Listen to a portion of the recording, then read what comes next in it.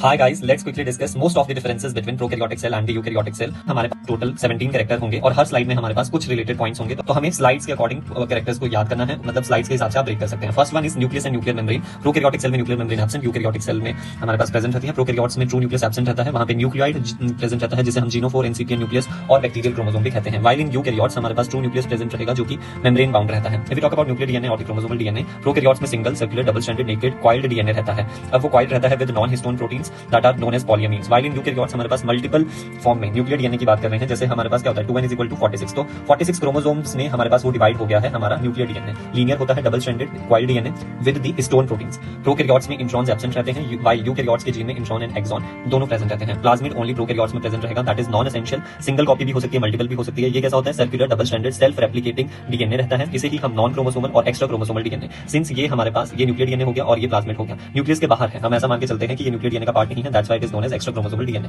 Next is PCG, plasma membrane, cell wall and the glycocalyx. Plasma membrane दोनों prokaryotes and eukaryotes में lipoproteinaceous lipid bilayer होगी, but the difference is prokaryotes में stability के लिए हॉपेनॉइड्स present रहते हैं, eukaryotes में कोलेस्ट्रॉल प्रेजेंट रहता है। इन प्रोकैरियोट्स हमारे पास स्टीरॉल्स एब्सेंट रहते हैं एक्सेप्ट फॉर माइकोप्लाज्मा। माइकोप्लाज्मा में हमारे पास स्टीरॉल प्रेजेंट रहते हैं। सेल वॉल की अगर हम बात करें तो दोनों प्रोकैरियोट्स यूकैरियोट्स में प्रेजेंट रहती है, बट यूकैरियोट्स में animal cell, protozoa, euglenoid, slime moulds और यंग प्लांट गैमीट्स में प्रेजेंट नहीं होगी। Please remember this. While in eukaryotes bacteria में पेप्टाइडोग्लाइकन जिसे म्यूरिन भी कहते हैं, एंड आर्की बैक्टीरिया में स्यूडोम्यूरिन की बनी रहती है, एंड माइकोप्लाज्मा में सेल वॉल एब्सेंट रहती है। ग्लाइकोकैलिक्स प्रोकैरियोट्स में पॉलीसेकेराइड्स, यूकैरियोट्स में ओलिगोसेकेराइड का बना रहता है।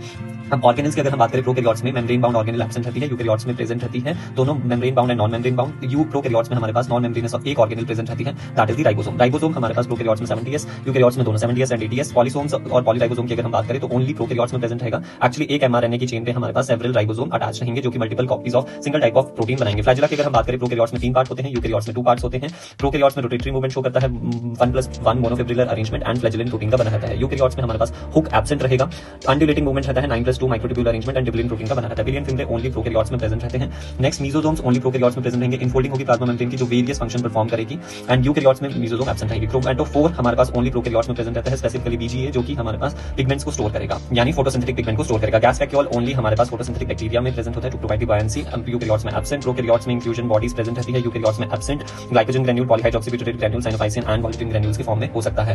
16th पॉइंट आता है साइटोस्केलेटन स्ट्रक्चर एंड साइक्लोसिस। दो डिफरेंट पॉइंट है, साइटोस्केलेटन स्ट्रक्चर, साइक्लोसिस दोनों ही एब्सेंट रहता है प्रोकैरियोट्स में, एंड यूकैरियोट्स में दोनों प्रेजेंट रहते हैं। Cytoskeletal structure like microfilament, microtubule and intermediate filament. Cyclosis का मतलब है साइटोप्लाज्मिक मूवमेंट, वो भी यूकैरियोट्स में प्रेजेंट रहता है। रिप्रोडक्शन प्रोकैरियोट्स एमाइटोसिस से ही कर पाते हैं, एंड प्रो यूकैरियोट्स हमारे पास एमाइटोसिस, माइटोसिस, मियोसिस तीनों से कर पाते हैं। So this is the summary of all these points. आप इसका टेबल का स्क्रीनशॉट ले सकते हैं। So I hope you guys really find it helpful. So if you do, please hit the like button and hit the subscribe button also. Thank you so much.